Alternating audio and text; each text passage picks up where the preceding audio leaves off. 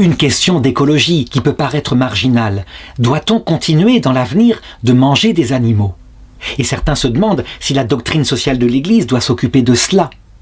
Effectivement, quand on lit la Bible, on a l'impression qu'au début, l'homme avait comme nourriture les arbres des forêts, les plantes, les graines, etc.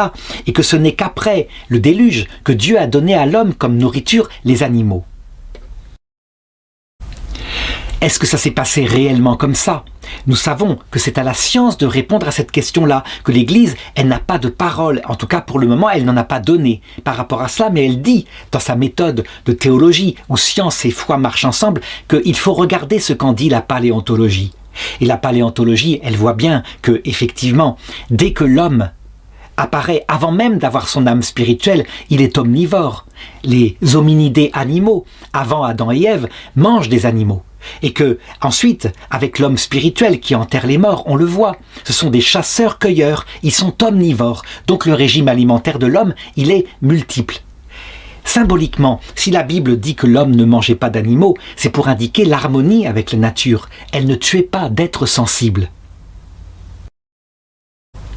Et symboliquement, quand après le déluge, l'homme est autorisé à manger des animaux, eh bien, c'est comme la loi de Moïse, c'est en tenant compte de la dureté du cœur de l'homme. Mais ça ne s'est pas passé comme ça historiquement. L'homme est créé omnivore.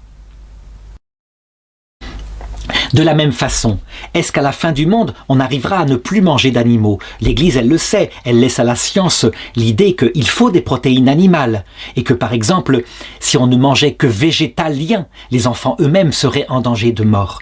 Cependant,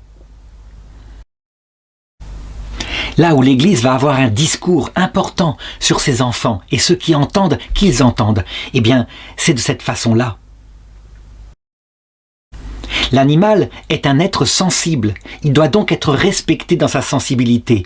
Et les élevages abominables qui, comme des camps de la mort, élèvent des animaux uniquement comme des instruments de notre nourriture, sont des choses qu'il faut modérer absolument. Il faut que des instances politiques respectent la sensibilité animale. Est-ce qu'un jour, on sera amené à ne plus manger d'animaux? Il faut être réaliste. Quand, par exemple, on croit que la nature elle-même, c'est un peu le parc de Walt Disney, on se trompe. La nature est le lieu de la prédation, la nature est sauvage. Et si on ne chasse plus les cerfs dans les forêts, alors il faudra bien remettre des loups, dont la chasse, c'est la chasse à courre. Donc une chasse abominable, selon la sensibilité des citadins. Cependant, dira l'Église, il est évident que les animaux n'aiment pas être chassés comme cela, par des loups. Et donc que dans l'autre monde, où les animaux seront présents, ils seront libérés de cet esclavage antique qu'ils vivent sur Terre, et ils seront eux-mêmes en paix, n'ayant plus besoin de se nourrir. Donc, dans sa doctrine sociale, concernant la nature, l'Église, évidemment, travaillera au respect de plus en plus fort de la sensibilité animale et peut-être un jour acceptera qu'on ne mange plus d'animaux comme cela, mais qu'on mange des protéines animales d'une autre façon, par exemple par le lait, par les œufs, par des protéines animales cultivées artificiellement.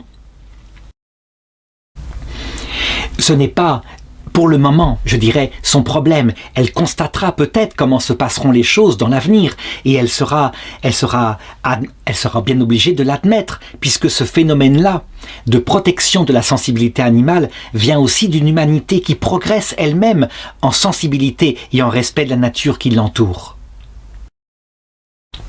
Une chose, cependant, est évidente et certaine, parce qu'on ne peut pas changer la nature des animaux sauvages. Jusqu'à la fin du monde, jusqu'à la fin de cette terre, les animaux dans la nature sauvage se dévoreront les uns les autres. C'est comme ça qu'ils sont structurés, et on ne peut pas changer la nature, à moins de la détruire.